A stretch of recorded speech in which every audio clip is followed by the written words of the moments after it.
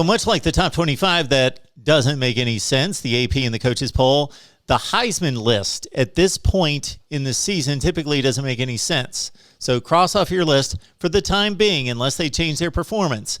Spencer Rattler gained all that hype in the offseason. He came out, he threw 2 picks that could have cost Oklahoma the game against Tulane, and the Sooners barely survived 40-35. Sam Howell, tremendous NFL prospect, will probably turn out to have a tremendous season this year. Threw 30 and 36 touchdown passes his first 2 years at North Carolina. He's a great quarterback, but his first game out of the gate, cross him off the Heisman list. They only score 10 points. He throws 3 picks. Only 17 of 32 against Virginia Tech, only 10 points on the board as the Heels go down. Also, Breece Hall at Iowa State, the Cyclones only scored 16 points in a narrow win against Northern Iowa. And for Breece Hall, one of the best running backs in the nation, and obviously deserves all the accolades he has received in the past. But for the Heisman Trophy for this year, he's going to have to pour it on after only 23 carries, 69 yards, and a touchdown. Just 3 yards per carry against Northern Iowa. Let's go to the Heisman list that actually makes sense. Talia Tagovailoa, Maryland quarterback, led a comeback win against West Virginia and hit on 26 of 36. Bombs away against the Mountaineers. 3 touchdown passes, 332 yards, coming off a 7-touchdown, 7-interception season in 2020. Looks to be a much better quarterback, eliminating the mistakes. Matt Corral, we witnessed his Ole Miss offense on Monday night tear through Louisville, especially in the first half, winning 43-24. Matt Corral should flourish again under Lane Kiffin's tutelage. 22 of 32, 381 yards with a touchdown, 55 rushing, and another touchdown for Matt Corral. Limit those mistakes that led to 14 interceptions in 2020, and Matt Corral should stay in the Heisman race for the entirety of 2021. All right, Jack Cohn, we caught his Notre Dame debut on Sunday night at Doak Campbell Stadium, and what a game it was between Florida State and Notre Dame. Some early jitters, some lack of productivity early in the game, but Cohn worked through it. He's played on big stages before, has led Wisconsin to a Big Ten championship game and a Rose Bowl appearance. 26 of 35 in this one, 366 yards, 4 touchdowns, and an interception. Not his fault, a Hail Mary at the end of regulation. He leads 41 big points on the board for Notre Dame in surviving Florida State.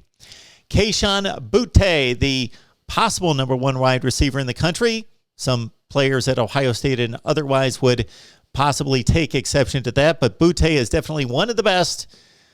In a losing effort, he helped keep LSU in the game against UCLA.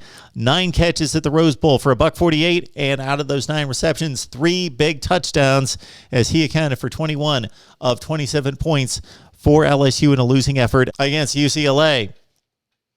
Now on to the defensive side of the ball. We're not going to forget those defensive players. Riley Moss of Iowa in a shutdown elite display of secondary defense against Michael Penix in Indiana.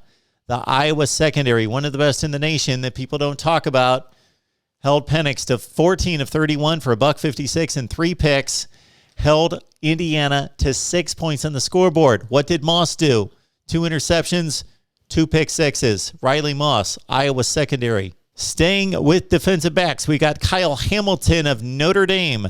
2 interceptions for one of the best safeties in college football against Florida State, and he had to play center field and range from midfield all the way to the sideline for both incredible interceptions. Kyle Hamilton, again, one of the best defensive backs in college football, gets off to a great start here in 2021 with 2 key picks against Florida State. Now, here's our top 3 Heisman contenders after just 1 week of play, but we are giving attention to not necessarily the most hyped players in the preseason, but the players that produced in week 1 and may continue through 2021. Let's go back out to UCLA and Zach Charbonnet, running back. He once carried it 33 times for Michigan against Army. Then he completely disappeared in the 2020 season and transferred to UCLA. Against Hawaii in week 0, 6 carries, 3 touchdowns, 106 yards. Pretty good productivity, 3 touchdowns on 6 carries. Then against LSU at the Rose Bowl, 11 for 117 and a touchdown. Have you seen Zach Charbonnet run this season?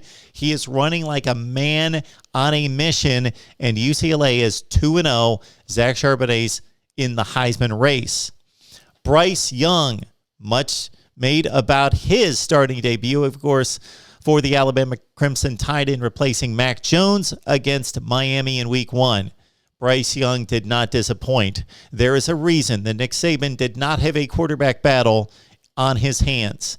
He named Bryce Young the starter even before spring camp. And Bryce Young made it pay off in this one against Miami. Lit up the Canes, 27 of 38, 344 yards, 4 touchdowns, and on 38 pass attempts, no picks for Bryce Young. But our number one Heisman candidate, after 1 week of play, most impressive was Kenneth Walker, Michigan State running back against Northwestern. Kenneth Walker, the Wake Forest transfer, who gained over 1,100 yards and scored 17 rushing touchdowns for the Demon Deacons, lit up the Wildcats. 23 carries, 264 yards, and 4 touchdowns. What an effort to revitalize Michigan State football after a down 2020 season. Maybe Kenneth Walker and Michigan State will make it tough on the big boys in the Big Ten, because Walker was certainly a beast against the Wildcats on Friday night. Again, 264 on the ground and 4 touchdowns. Our number one Heisman candidate through Week 1 of college football. Who did we miss? Leave down in the comment section down below your candidates for a Heisman watch right here at the Voice of College Football. Please like, share the videos out on social media, subscribe, and keep it locked in right here at the Voice of College Football.